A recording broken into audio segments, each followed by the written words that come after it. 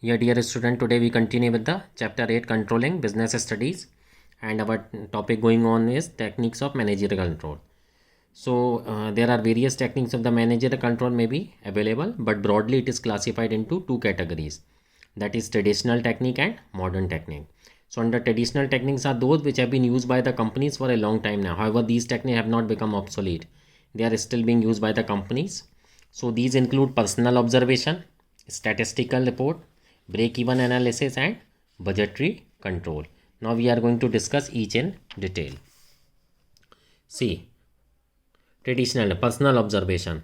So this is the most traditional methods of the control. Personal observation enables the manager to collect first-hand information.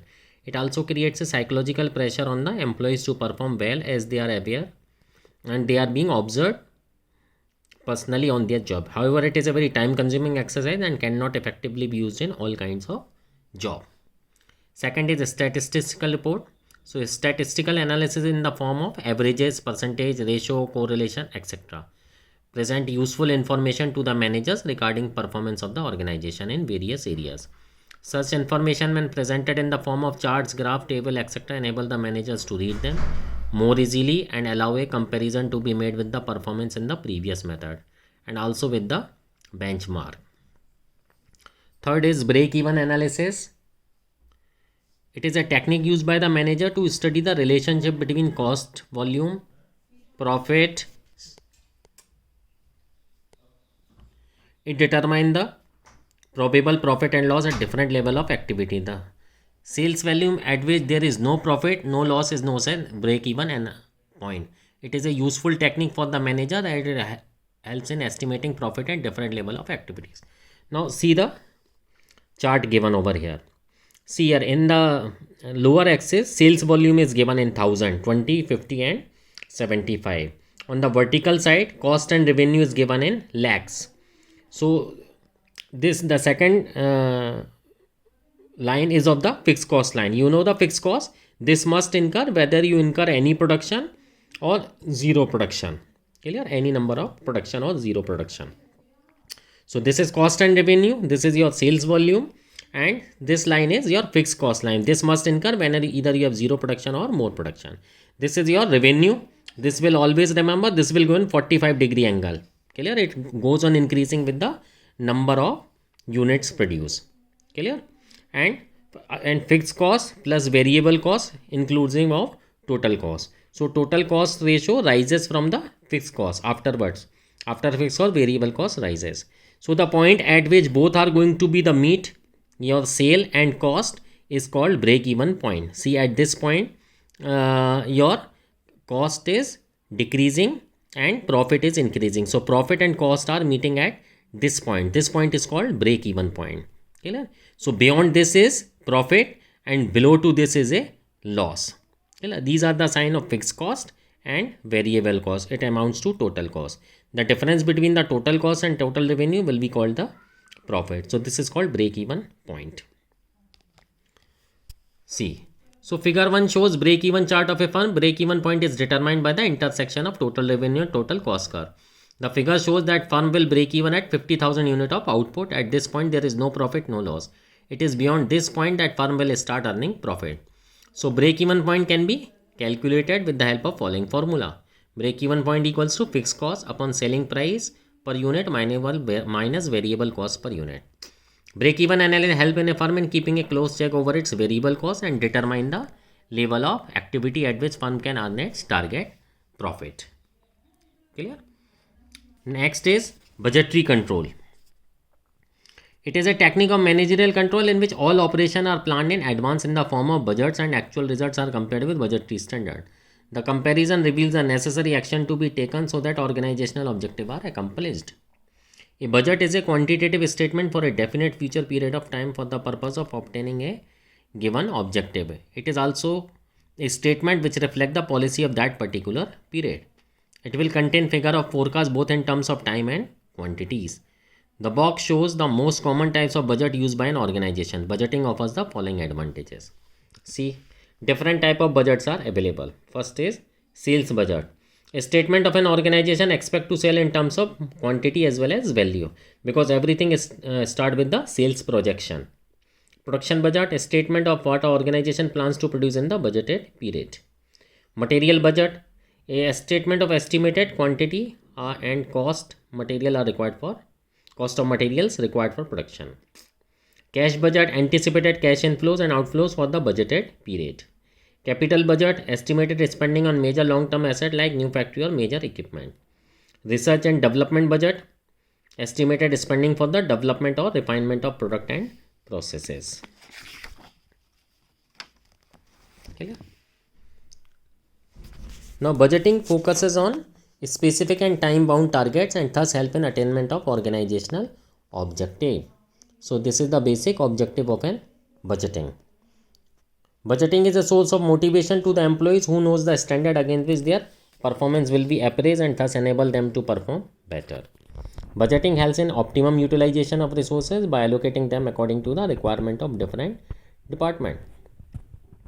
As your estimates are already set in advance, you can utilize your resources well. Budgeting is also used for achieving coordination among different departments of an organization. Clear? As production and marketing, if you have already decided your target in advance, it will help you in coordination among different departments and highlight interdependence between them. For instance, sales budget cannot be prepared without knowing production program and schedules. Fifth, it facilitates the management by exception by stressing on their operation which deviates from budget standard in a significant way. However, the effectiveness of the budgeting depends on how accurately the estimates have been made. Clear? Estimates have always been made keeping in mind the present scenario. You can't unnecessarily anticipate the things. Flexible budget should be prepared which can be adopted if forecast about future turn out to be different, especially in the face of changing environment and forces, as in the present scenario pandemic is going on. Manager must remember that budgeting should not be viewed as an aid but a means to achieve the organizational objective. Clear? So I hope the traditional technique is clear to you. If you are having any doubt, you can let me know. Now we will study about the modern techniques. So modern techniques of controlling are those which are of recent origin and comparatively new in management literature. These techniques provide refreshingly new thinking on the ways in which various aspects of an organization can be controlled. These include, first is ROI, return on investment. In short, it is called ROI. It's a useful technique which provides the basic yardstick for measuring whether or not invested capital has been used effectively for generating reasonable amount of return. ROI can be used to measure overall performance of an organization or of its individual department or division. It can be calculated as under. Formula is ROI equal to net income upon sales into sales upon total investment. Net income before or after tax may be used for making comparison. Total investment includes both working as well as fixed capital invested in business. According to this technique, ROI can be increased either by increasing sales volume proportionately more than total investment or by reducing total investment without having any reduction in sales volume. ROI provide top management and effective means of control for measuring and comparing performance of different departments. It also permits departmental manager to find out the problem which affect ROI in an adverse manner. Ratio analysis. It refers to the analysis of financial statement through computation of ratios. The most commonly used ratio by the organ can be classified into the following. Liquidity ratio. Dear student, ratio we are going to study in part 3 of accounting, analysis of financial statement. It's chapter 4. Liquidity ratios are calculated to determine the short-term solvency of business. Analysis of current position of liquid funds determine the ability of the business to pay the amount due to its stakeholder. Solvency ratios, which are calculated to determine the long-term solvency of business, known as solvency ratio. These ratios determine the ability of a business to service its indebtedness. Profitability ratio. These ratios are calculated to analyze the profitability position of business. Such ratios involve analysis of the profit in relation to the sales or funds or capital employed. Next is turnover ratio. These are calculated to determine the efficiency of a organization or efficiency of operation based on the effective utilization of resources. Higher turnover means better utilization of resources. Clear? So the table given below gives the example of some commonly used ratios. See liquidity ratio. It includes current ratio and quick ratio. Solvency ratio, this shows debt equity ratio. Debt equity ratio shows the availability of the debt in your capital. Proprietary ratio, clear. Next is interest coverage ratio. This shows whether you are able to pay the interest on loan or not. Next is profitability ratio. It shows gross profit ratio, which you have already calculated gross profit in your trading and profit and loss account. Net profit ratio, it calculates the amount of net profit. So you can compare the current year net profit with the previous year and can determine whether your profit is increased or decreased. Return on capital employed, this we have already studied, ROI. Turnover ratios, so it includes inventory turnover. Inventory turnover ratio shows whether you are able to use your stock well in well position or not. Next is debtor turnover ratio. It shows how early you can convert your credit sale into the cash. Clear? So I hope traditional and modern techniques are clear to you. If you are having doubt, you can let me know. Thank you. Happy learning.